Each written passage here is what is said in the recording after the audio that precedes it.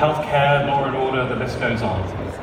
And we need to build bridges between the worlds of public policy and technology if we're going to find solutions that work for everybody and meet the public interest. And that is why events like Web Summit and the session that we're at today are so important, to bring these worlds together, to have this debate and to move the conversation forward. At the Institute, we've been building a policy platform around some of these issues.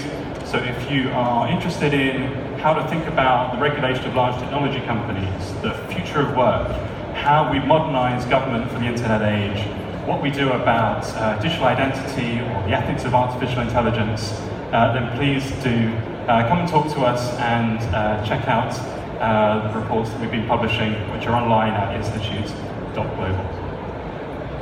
Now, on that note, artificial intelligence is making more and more of our decisions for us. Is this capacity limitless, or are there some things that only human intuition can determine?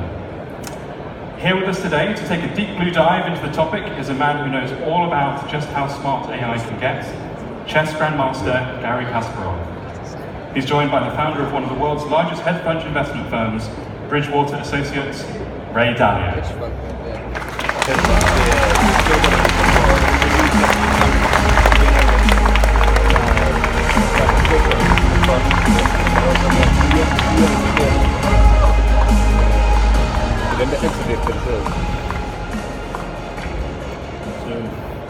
Good afternoon. So since they placed me in the moderator's chair, so I have to start this conversation. And I suggest that we structure it as we discussed with the past, present, and the future. And probably we should first share our personal experience with technology becoming part of our decision-making structure. So you first? Okay.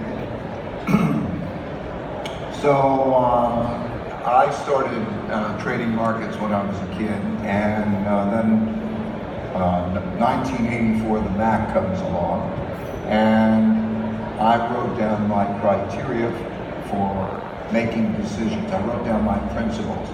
Like, if there's one message that I would want to convey to this audience, it would be, whenever you're in a situation of making important decisions, write them down as principles, your principles for making that type of decision, and then encoded them.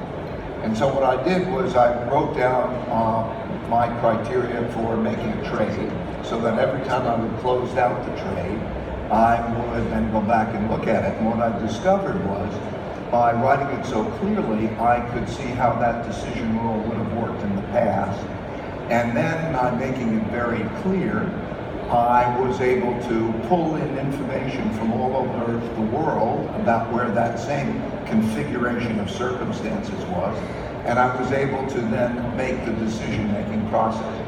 And so not only in making investment decisions, but in making all decisions about management and running my company, I found that the combination of written principles and converting those to algorithms would allow the computer to make decisions for me and in parallel with me. And so the way it works is that I'm making decisions and the computer is making decisions, but with my criteria for the most part, and then I look at them and compare. So we've put in, I don't know, hundreds of millions of dollars over many, many years to build that computer to run in parallel with our decision, and then to reconcile. If I do something that would be different than the computer would do, I can go back to the criteria that are built in the computer and say, is that right or wrong? Most of the time the computer thought in a more complex way than I'm able to think about it. Or should I change something in the programming? And that, as a result, allowed me to be successful, because I could process vastly more information, I could process it vastly quicker, and much less emotionally. So that's been my experience. Yeah, it's while we were talking about human-machine collaboration, so it reminded me about my own experience. So naturally in chess, we had one of the first fields where machines could compete with humans. And it's quite an interesting, historical fact that the founding fathers of computer science Alan Turing, Claude Shannon, Norbert Wiener, they all saw chess as a kind of a Drosophila fly test for machine learning. And they believed that the day when, not if, when machine would beat the strongest human players, that could be the dawn of AI.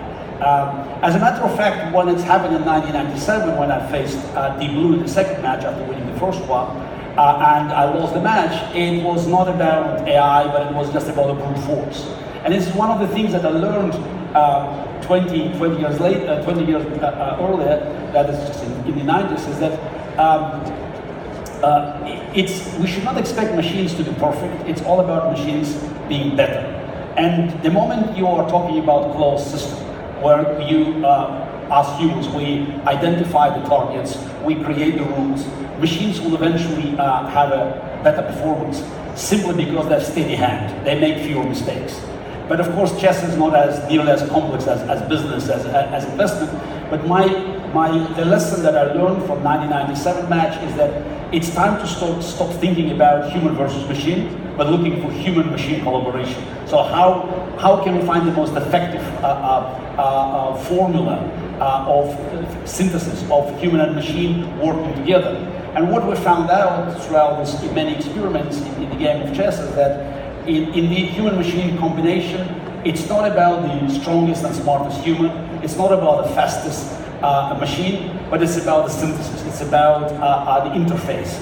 So how humans and machines could reach the best performance, while humans' role had to be to actually identify the machine's deficiencies and use this massive brute force to channel in the right direction. So does it correlate with your experience? Yeah, you said two things, you used two words I think that are important here. You dealt with human-machine collaboration, that's the first. And then you also dealt with closed system. So I want to touch on something, and I think this is an important issue. When it has to do with deep understanding, okay. It has to do with machine learning.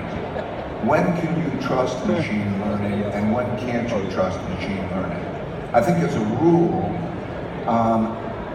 you can trust machine learning. Machine learning normally will produce algorithms. You can come out with algorithms either yourself, express them as I do, or you can have the machine come up with algorithms. Those algorithms are not readily understandable. And so when the decision is, do you trust the algorithm? I think you can trust the algorithm if you have enough sample size in a closed system. If you have a situation in which the future can be different from the past, and you don't have deep understanding to accompany the decision making, you're in a very dangerous area. So for example, in the investment area, if you come up with rules that would have worked in the past, and even others come up with rules, those same rules that would have worked in the past, they won't work in the future by definition. Because anything that is known then gets bid up and reflected in the price. And then because of that, you almost could do the opposite of what can be found in the future. So the line is, when can you get away with operating without deep understanding? I think when you have the human dealing with the machine, so that there is a looking at, is there deep understanding? Can the computer help you learn and have understanding? It's a good thing. And I think it's dangerous in cases where you don't have deep understanding and the future could be different from the past. Yeah. Do you agree with that? Absolutely. I think it's just, as you emphasize closed system, and I think it's very important for us to actually agree on the terminology. Because I believe we're now at a time where we should agree on just the general terms. When people say AI, so what do they mean? I strongly advise to use not artificial intelligence, but augmented intelligence, because I think it's more precise in describing human-machine collaboration, but also it doesn't sound so scary. The moment you say artificial, people think about this Hollywood brainwashing production. It's about the Terminators, the Matrix, the killer robots. While I don't see any signs of machines threatening humanity yet, but doomsayers, they're running the show. It sells, and that's why at many conferences you can hear this these predictions about the dark future and about the extinction of humanity, because we will never control these new machines. And I think that we just now have to stop and just to take a deep breath and just to understand exactly the subject we are discussing. And that's why the idea of the closed systems versus the open-ended systems, it's very important, because I see no way of machines automatically transferring the knowledge accumulated in the closed systems to open-ended systems, which still remains a human domain, how to ask the questions and how to identify the targets and create the limitations. So yeah, I think the main issue is, where does the algorithm come from? Because it can come from your brain, or it can come from quote machine learning. And the way that I found it to be very effective is to take a really intelligent person and put a great coder, great engineer next to that person, and have that partnership so that that thinking could be expressed rather than just in words, but in this new language, which is so important that everybody in the new generation speaks, which is code. So you can take words and you can put it into code and bring that about as a very effective way. If there's not a closed system, you can then still do terrific algorithms. The power of that is enormous. I think it's particularly true of our generation, because when we were growing up, when you say our generation, we're talking about our generation. I think it's true of people who have learned a lot, but don't know how to code. Yeah. And yes, if a good description. okay. So there's many people who are wise and have learned things and don't know how to code. And if you put somebody next to them and convert their principles for making good decisions into code, then magic happens. That has been my path, and that's why I pass it along with everybody. I'm also comfortable with machine learning if I know it's a closed system. But if I know the future can be different from the past, I want to go the other route. I want to bring in that wisdom, because I think that's it. And it's a wonderful way to create learning, because we found that by making these algorithms crystal clear so everybody can understand them, it produces terrific learning. The understandability of algorithms is a tremendously powerful force. I think, again, you mentioned our generation, and I think that's what you said is actually could give hope to our generation, to people, yes, in 40s and 50s and 60s. People who don't know how to put it into code. Exactly, because this is one of the biggest fear now. It's job loss. So there will be millions and millions of jobs that will be chopped on the block of automation, and I think that it's a natural process. It happened with agriculture, it happened with blue-collar jobs, it happened with white-collar jobs. One of the reasons is for last few decades we have been teaching new generations, the educated class, how to work like machines. And now many of these jobs, they will be redundant, because the amount of human creativity, immediate human creativity required for the work activities is minimal. I think according to McKinsey studies of 2016 US job market, it's 4%. So I think that what you said is just demonstrates that there will be room for even for people that are not great experts in coding and not so savvy with this technology to use their wisdom and their ability to strategize, their creativity, to become part of this new workforce. Is it true? Yes and no, I guess I would say. I think what the ability of what's happening now is the question of where is the human superior. And the area that the human is superior in is shrinking at a very fast pace, and that's causing job loss, and that will continue to cause job loss. And yet at the same time, if you have coding education at a very early age and build coding, and you have that working together with people who don't know coding but have learned a lot, I think that that's the new most powerful employment. And economics is what I study, employment is what I study.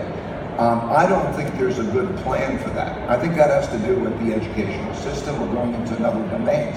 I'm not optimistic about the unemployed being able to fill in that gap and to be able to be in that position. So I do think that we will replace this productivity. We will replace it, and you will not have good opportunities for a lot of people having to do with the way the education system is and the way that people are working together. I hope it happens, but I think that it's an issue of our time. It's connected to populism. It's connected to the wealth gap. It's connected to many things that I think machine learning will shrink the number of people who are employed. You said that there was no good plan. I don't see even a bad plan. I see no plan addressing the issues that you described. I think that's one of the problems that the society now just sees from different angles that looks at the problems separately. Social problems, financial problems, political problems, technological problems, job markets. While I think we should start understanding that in the globalized world, they all are intertwined, they all are connected. I agree, that's what leadership is about. A leader should say, we have a wealth gap, we have a gap here, we have a technology that is producing productivity, and how do we take that in the best possible way so that capitalism works for the majority of people? Capitalism does not right now work for the majority of people, unfortunately, and I'm a professional capitalist, and it makes me difficult to say that, but we need leadership and metrics so that there is that, and it connects to the education system, it connects to many things. And I have to ask you a provocative question. So you said capitalism is not working for the majority of people. I couldn't agree more. But is it because capitalism is failing us, or is it because we are failing capitalism by violating the fundamental rules of the free market? Well, it's because of a number of structural things. First, it's that we're replacing people with technology. Secondly, the wealth gap is a function of also central banks printed $15 trillion of assets, drove asset prices higher. People who hold assets did well in relationship to those that did not. You have a situation in the United States, the Federal Reserve did a survey. 40% of Americans could not raise $400 for medical emergency, yes. Emergency. The top 1/10 of 1% of the population's net worth is equal to 90% combined. That money and that opportunity stays with them. If you look at that education system, education in the United States, there's a constitution, so it's a state issue.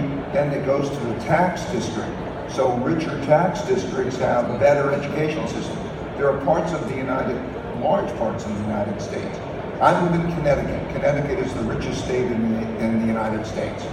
But it's one segment is very rich and the rest of it is poor. My wife helps in the public school system to help the most disadvantaged. There's two groups, disengaged and disconnected youth. Disengaged student is a student who attends a public school and doesn't learn, they just attend and they don't study. Disconnected is they don't know where they are. 22% of the students in Connecticut, high school students, are one of those. Those students are going to be not only without jobs, they won't graduate high school, they will be without education. So the polarity of this has a lot of reasons. Partially it's that how you develop the education system. It requires leadership. It requires the definition that this is an emergency and that we should create metrics. In other words, what is that percentage? And then through other programs, I would say through microfinance, through many other programs of education, there should be changes, because if we don't have those, when we have the next economic downturn, we're going to have a clash between the rich and the poor. We're talking about the 1930s. You just mentioned next economic downturn. So roughly, what do you expect that? I think we're 9 years into the expansion. We're at the part of the expansion in which, because of unemployment rates being lower and so on, that they touch the brakes. Central banks are tightening monetary policy. So it would probably be between 1 and 3 years from now. And then imagine what that's like. If we have polarity now, if we have polarity now and populism now and that clash, imagine what it'll be like when we have the next economic downturn. Yeah, speaking about technology and the gap, the wealth gap. So going back to, let's talk about America now. 150 years, 100 years ago, we had technology, aggressively, replacing jobs and helping people just, to build new industries. The gap between Rockefeller and JP Morgan and working class was pretty big as well. But somehow the capitalism has been working for bigger and bigger segments of the society. Not all, but you could see the expansion of the circles where people could feel the benefits. Now it seems to me that it's shrinking pie. That's right. There was the building of the middle class. Yeah. In other words, now it's a shrinking of middle class. That's right. There was the building of the middle class from the 30s to 40 years in the post-war period. So you can see the gap that existed in the late 30s narrowed, but mostly filled in with that middle class because they were in manufacturing jobs and the like. Okay. Then we're seeing, as the advent of technology, and then with central banks' monetary policies, which they had to do, that caused the widening of the wealth gap again. And so we have an extremity of the wealth gap as a result of those things. So now, okay, looking into the future, so can we expect technology to help us to sort of heal these problems, or it will be used, as we can see now in the United States or in Europe, throughout the whole world, where new tools, social media, that help radicals on both sides to amplify their aggressive, destructive messages? I think that how technology will be used will very much depend on the country that you're in. And I think it's a big issue. Okay, technology, data, big data, and big technology, powerful force. That decision will be made more as a bottom-up decision in the Western world, and more as a top-down decision, for example, in China, because there's a different culture. So in China, for example, there will be the collection of all data, free collection of all data in that place. Paying no respect to privacy laws. There will be, right. Now, that's what one thinks of that is a question of a pro and a con. If you were Chinese leadership and you said, listen, I want the best technology, I want the best information power, let me gather all of that, forget about privacy, but I know all data, and let me turn loose AI on all of that data to make our society as efficient as it possibly It's like an oil, yes? You can just, you have more and more, fuel. Well, the more data you have, and the more you are free to analyze it and how it relates to each other, the more you're going to get a better result of managing that. So that's statistically, yes. Statistically, right? I'm just trying. Let me explain. So So that'll be a top-down decision. One of the Chinese leaders described to me how the essence of the difference in China and the United States, I think in a very well way, which would be bottom up. He said, you in the United States value the individual and individualism. And that's why you have individual property rights. If you want to build a highway some way and it's bothering it'll stand in the way of the individual property rights. It'll be difficult to do that because we in the United States, in China, view the primary organization or the unit as the family. He said that the word country is two Chinese characters, state, family. And so him, in a leadership position, views it paternally, and it's going to come top down. And so now you're going to have an issue of how data is going to be handled by companies. That it'll either be individuals or companies that are largely, predominantly in the West, going to make that decision of how data is handled. Whereas in China, which is a competitor in that space, Europe is not much of a competitor if you look at the statistics and so on. It's China and the United States in that technological race. That top down is going to be made top down, and that's how technology will be handled. Okay, but now speaking about U.S.-China competition of the 21st century, it's the called cyber war. So how do you, cyber race, how do you describe it? I've studied through an economic lens the last 500 years of history very, very carefully. And there are cycles of what makes a country ascend and so on. It always starts with technology. Like if you go back to the Dutch, okay, the Dutch were the dominant world power, accounted for half of all trade in the world. Their technology was to be able to build boats that could go all around the world, and they put on those guns, and then the world was their oyster, and they counted for half of trade.